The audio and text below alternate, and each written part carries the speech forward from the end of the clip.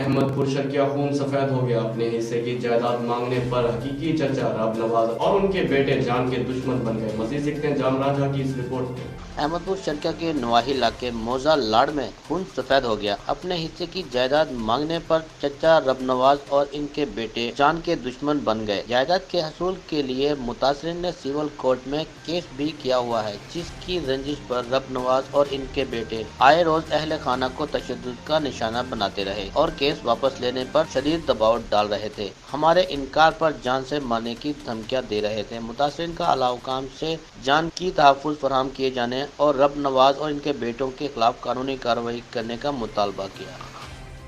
میرا نام امیر مئی ہے، میں غلام رسول کی دھی ہاں، ملک محمود کی پوتری ہاں۔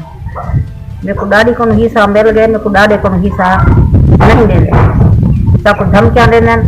اساں غریب لوگ سے سارا کیس چلتا پہ 4 سال ہے۔